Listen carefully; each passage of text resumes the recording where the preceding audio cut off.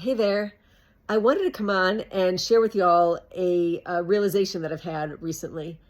And I suspect that most of us have done this at some point in our life and probably struggle with it without really knowing that we're doing it.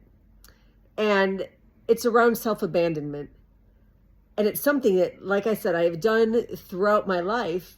And now in looking back, I'm able to see that those patterns, the patterns that those times that I abandoned myself for family or for friends or for, any type of relationship, for jobs, for anything, from really major things in life down to some of the very small choices and decisions that I've made.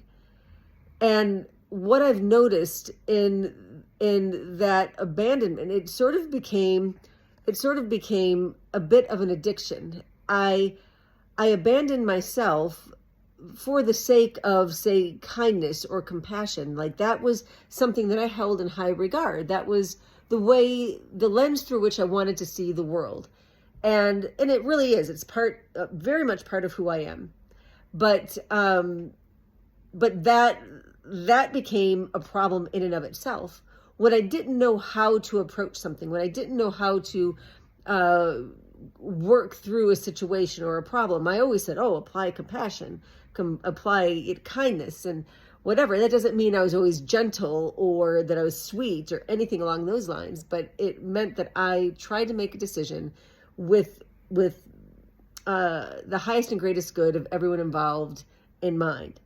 But in doing that, what I did the majority of the time was to set aside what was important to me, what was in my personal life, in my world. I would set aside what was important to me for the sake of somebody else, because I wanted them to be comfortable. I wanted them to be happy. I didn't want there to be any discord or any, upset. I just wanted things to flow smoothly. I used to say I'm a lover, not a fighter. And that's a bunch of bullshit, actually. That was being very passive and me not standing up for myself. And I realize now what I did. I wasn't serving them, and I certainly wasn't serving myself. I was creating more problems. It was like a ripple effect of problems in this this messed up intention of compassion and kindness, this virtue that I was holding on so tightly to, that actually ended up becoming a shadow. And anyway, what I came on here to talk about was how to not abandon yourself. And it's so important to really know who you are, like know yourself so well, so you don't have the opportunity to abandon yourself. Like, what you want and what you don't want. You know what you like and what you don't like. You know what you need and what you don't need. When you know yourself so deeply and so intimately, you're able to choose what is right for you. And you are able to articulate that because you know yourself so well. And you're being honest with yourself on what you actually need and want in life.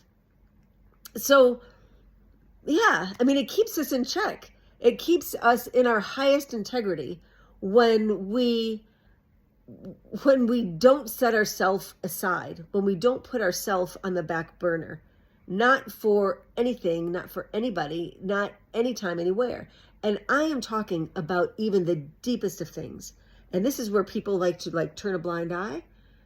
But this is where the rubber meets the road. This is where it's so important. It's when your safety and your security your perceived safety and security in the world are kind of on the negotiation table. And when someone says to you, I want you to do XYZ, or I want you to say XYZ. And by doing that, here you have your safety and you have your security. And you'll be able to put food on your table and a roof over your head. All you have to do is these things. It's no big deal. And even if, like, you can say, yeah, I can do that. That's not that big of a deal.